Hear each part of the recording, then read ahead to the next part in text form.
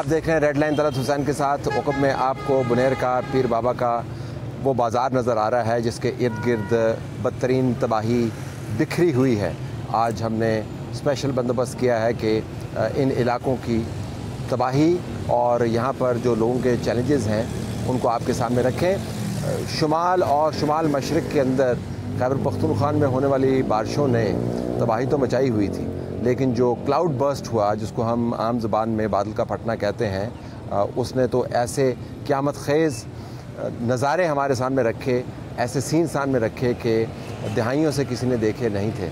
अगर आप बाजौड़ की बात करें तो वहाँ पर हलाकतें 2 दर्जन के करीब हैं। इसके अलावा बटग्राम के अंदर अमवात हुई हैं, मानसेरा के अंदर अमवात हुई हैं, शांगला के अंदर अमवात हुई हैं। तबाही वहीं पर हुई है, लेकिन जिस जगह पर हम खड़े हैं वो तबाही का मरकज़ है।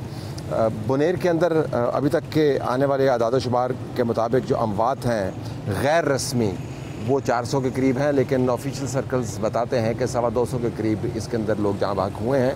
जब मैंने यहाँ पर लोगों से तफसील से बात की तो उनका मानना ये था कि दर्जनों लाशें दबी हुई हैं और इम्कान यही है कि इन शहादतों की हलाकतों की तादाद जो है वो बढ़ जाएगी।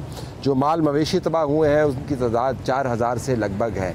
ये वो हैं जो डॉक्यूमेंटेड हैं, जो पानी के अंदर बह गए, तबाह हो गए या कीचड़ के अंदर फंस गए या मकानों के नीचे दब गए, उनका शुमार अभी मुमकिन नहीं है।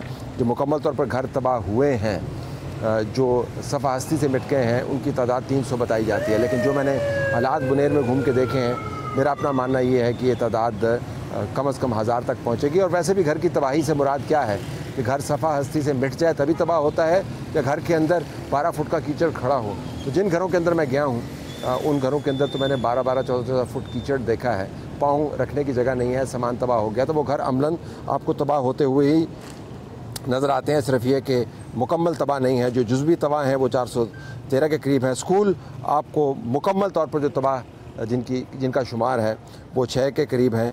जो गाड़ियाँ मुकम्मल तौर पर ख़राब हो गई हैं वो तकरीबन 700 के करीब हैं। और दुकानों का शुमार, सरकारी शुमार और असल शुमार में बड़ा फ़र्क है।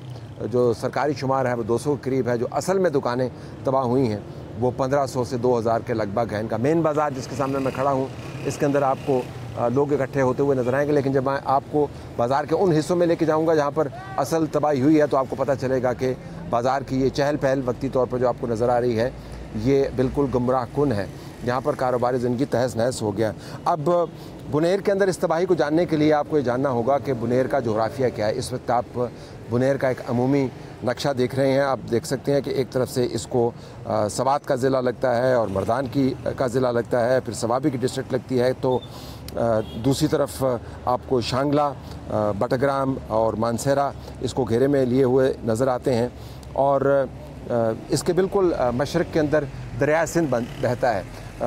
ये दोनों अतराफ़ में नॉर्थ की साइड से और साउथ की साइड से बड़े बड़े पहाड़ों के अंदर घिरा हुआ एक खूबसूरत ज़िला है, जिसकी एक तवील तारीख़ है, जिसका आगाज़ होता है सिकंदर आज़म की आमद से। और इस तवील तारीख़ के अंदर अगर आपको एक चीज़ नज़र आती है कि यहाँ के लोग कितने बाहिम्मत हैं, कितने गयूर हैं और अपने घर की हिफाजत को कितने मान से करते हैं। इतने मान से करते हैं कि बरतानवी राज ने जब इस इलाके पर कब्ज़ा करने की कोशिश की तो उसने यहाँ पर 100 साला तारीख़ के अंदर सबसे ज़्यादा जानें गंवाई। मैं इस इलाके में आता रहा हूँ उन दिनों में जब इसके बराबर सवाद, जिसका ये कभी हिस्सा हुआ करता था, तालिबान का कब्ज़ा था। और यहाँ पर पहली मरतबा दहशतगर्दी की जंग के अंदर बाकायदा टैंक आपको इस्तेमाल करने पड़े। तो मैं इस इलाके के जोग्राफ़ी से भी वाकिफ़ हूँ, इलाके के जो लोग हैं उनकी हिम्मत से भी वाकिफ़ हूँ। लेकिन इस तमाम हिम्मत के बावजूद उनके ऊपर तबाही कितनी बड़ी आनी है। तो इस जोग्राफ़िए के अंदर से ये तबाही निकली है। इसके गिर्द जो 2 किस्म के पहाड़ हैं उनके पत्थरों में बड़ा फ़र्क है। एक पत्थर बड़ा सख्त है और पक्का है, जो पानी को फिसला के नीचे भिजवा देता है। दूसरा पत्थर बहुत नरम है और जब पानी उसके ऊपर से तेज़ी से गिरता है तो पत्थर ढीला हो जाता है और अपने साथ तबाही और बर्बादी नीचे नालों के अंदर ले जाता है। जो इसके अंदर मुख्तलिफ़ किस्म के नाले या नहरें जिसको मुकामी तौर पर कहते हैं, उनके अंदर जब ये पानी आता है तो उसके ज़रिए खेती बाड़ी की जाती है।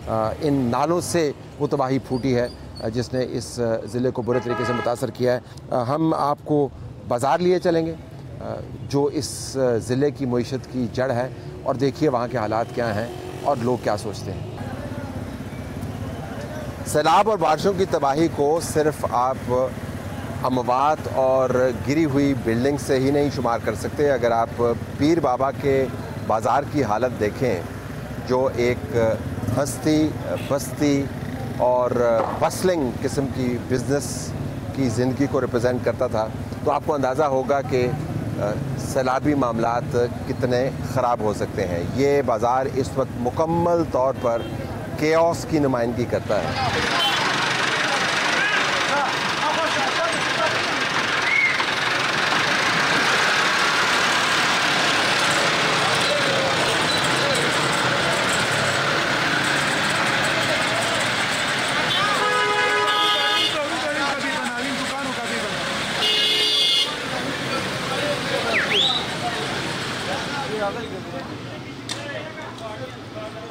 मदीना मस्जिद पीर बाबा। आपको मैं इस वक्त दूर से दिखा रहा हूँ लोगों के जो टेम्पर्स हैं, यानी उनका जो गुस्सा है, वो अपनी इस अज़ाब की कैफियत में बढ़ा हुआ है। बाज़ारों के अंदर अपनी मदद आपके तहत काम के साथ साथ आपको झगड़े होते हुए नज़र आते हैं, जिसके अंदर पुलिस को भी कूदना पड़ता है, जिसके अंदर लॉ इन्फोर्समेंट एजेंसीज़ के नुमाइंदगान को भी बीच बचाव करवाना पड़ता है। लोग इस वक्त शदीद डिस्ट्रेस में हैं। ये जो आपको जज्बात नज़र आ रहे हैं और जो हालात बाज़ार के नज़र आ रहे हैं, ये उस डिस्ट्रेस की नुमाइंदगी करते हैं जो सैलाब की तबाही के शुमार में अमूमन नज़र नहीं आता।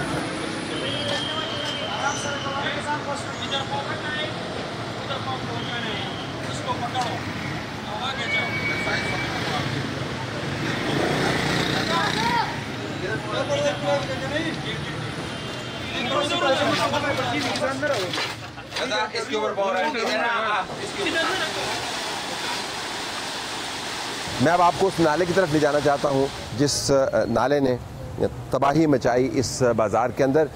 बुनेर के बारे में जिस तरह मैंने आपको बताया था पहले, यहाँ से कोई दरिया नहीं बहता, लेकिन खेती बाड़ी के लिए बहुत सारी नहरें हैं जो पानी के निकास के लिए इस्तेमाल होती हैं और पानी को डायरेक्ट करने के लिए इस्तेमाल होती हैं, और उनमें से छोटी छोटी नहरों का जाल बचा हुआ है। और ये नहरें मशरक़ के अंदर जाके अपना तमाम का तमाम पानी जो पहाड़ों से आता है, ये इंडस के अंदर डालती हैं।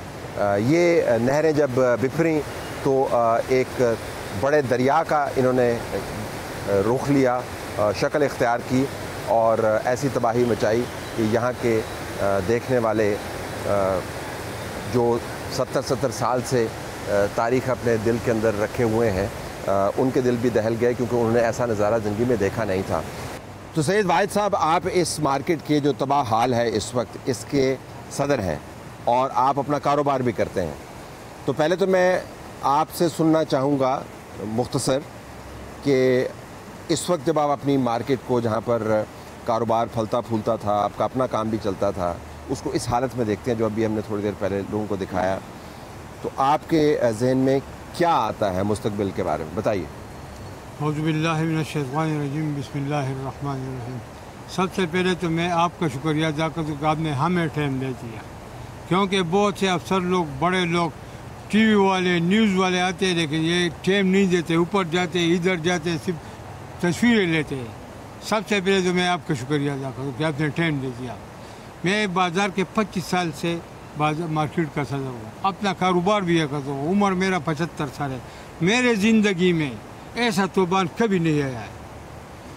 अभी इस वक्त बाद पीर बाबा बाज़ार में तकरीबन 250-300 दुकान मुकम्मल तौर ख़त्म हो चुके हैं, जिसमें अरबों रुपए का नुकसान लोगों का हुआ है। मेरा ज़ाती तौर 5 करोड़ का नुकसान हुआ है। लोगों के खाते, लोगों के डीलिंग जो होते वो सब कुछ तबाह बर्बाद हो चुके हैं। तो मैं सिर्फ ये अर्ज़ करता हूँ कि हमसे ज़्यादा हक़ जो है वो उन लोगों का है जहाँ मुर्दे हो चुके हैं। पहले हक़ उनका है, बाद में हमारा हक़ है। लेकिन हुकूमत से एक दरख्वास्त भी करता हूँ कि ये 5 लाख 10 लाख से कुछ नहीं होता है।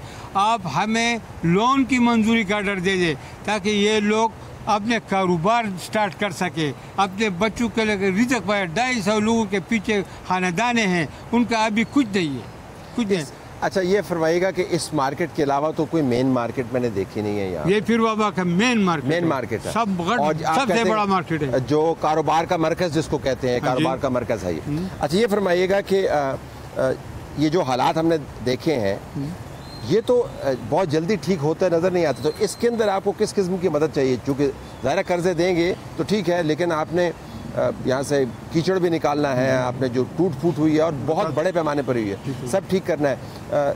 इसके लिए आपको किस किस्म की मदद चाहिए? मेरे ख्याल में हुकूमत को चाहिए कि सबसे पहले उनका इंतज़ाम करे मुर्दों का, बाद में इस बाज़ार के लिए ऐसा मशीनरी बेच दे, ख्वाह वो डिप्टी कमिश्नर साहब हो या DC साहब, AC साहब हो या तहसीलदार हो या TMO साहब हो, इस पर अपना तवज्जो डाले ताकि इन लोगों की दुकानें से वो रहे जो कीचड़ पड़ा है, जो मेरे ख्याल में महीनों में भी उठाने का काबिल नहीं है, महीनों में भी उठाने के काबिल नहीं, उसको उठा ले ताकि लोग अपने अपने दुकानों को, जिनकी दुकानें चले गए वो तो चले गए, जिनकी दुकानें गिर गए वो तो गिर गए, जिनकी दीवारें गिर गए वो तो गिर गए, लेकिन दुकानों में 15-15, 12-12 फुट रेत पड़ा है, उसके अंदर लोगों का माल पड़ा है। ठीक है, वो ख़राब हो चुका है, लेकिन इंसान को देखना भी चाहिए कि हुकूमत को चाहिए कि भाई ठीक है, मैं ये नहीं कर सकता हूँ, तो कोई हो ताकि कि हमारा दायरा शिकार है।